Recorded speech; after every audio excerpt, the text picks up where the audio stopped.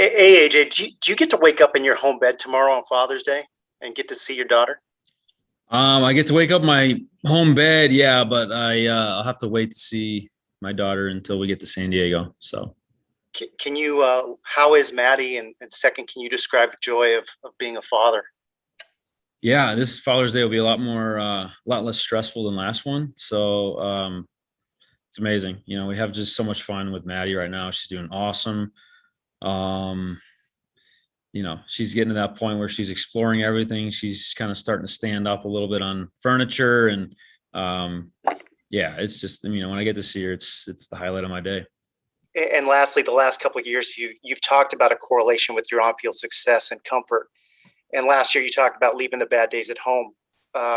With the ups and downs that come with a new year, have you been able to maintain that sense of comfort? Oh yeah, of course, yeah. I mean, it's puts everything in perspective. That's for sure. Next question from Kirsten Watson. Go ahead. Hi, AJ. Just going to stay on the Father's Day theme here. You mentioned that this year is a little bit less stressful. What does this mean? What does Father's Day mean to you? Father's Day. I mean, first and foremost, my father. He was such a pivotal figure in my baseball career.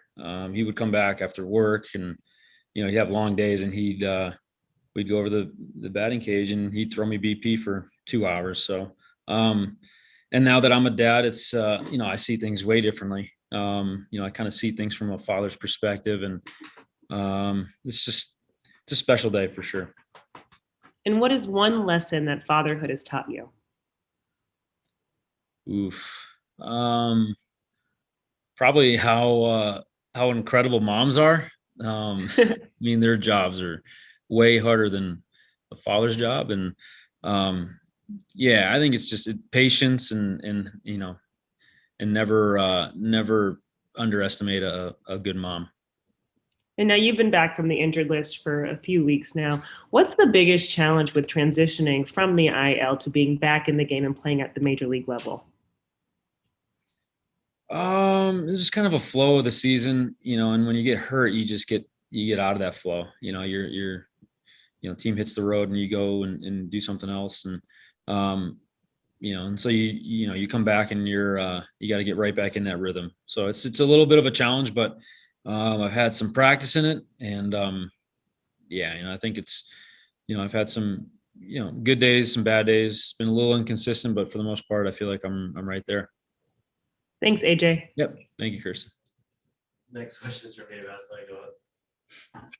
Sorry about that, AJ. It's all right, Dave. We forgive you. Parking garage issues, Yeah. Of course. Along those lines of the injury, the hamstring and all that, have you given Cody any advice on not coming back too quickly, even though it may feel like that hamstring's ready? Is there any advice that you would caution him about trying to come back too soon? He asked me a couple of things. I mean, I did it right before him, so I kind of gave him a little bit of a blueprint.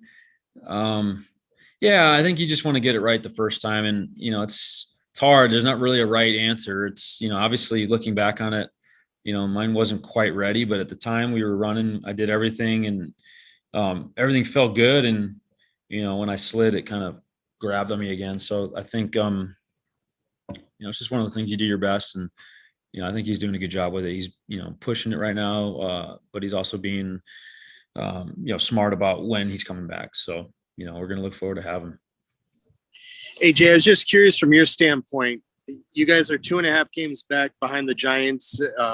They obviously have been playing great all season. Are you happy with where you guys are at, considering all the injuries you've had to sustain, including yourself, to be in this race and as close as you guys are to them? Yeah, I mean, to be honest with you, me personally, I haven't really been focused on them at all. I know they're playing really good baseball and really good baseball, but at the same time, I think you worry about what you're doing as a group. And yeah, I think we've done an excellent job. We've had a lot of people step up. We've had tons of injuries, and I think we've been able to play some pretty good baseball regardless, and getting some guys back again. So, we get on a little roll here, and yeah, I think we're in a good spot. Do you think you guys will not be able to play your best baseball until you get Muncy and Seager and Bellinger all in the same lineup with you guys? Obviously those guys are key parts of the team. You just never know when things are going to click, so I don't know if we'll, that's when we're specifically going to play our best ball.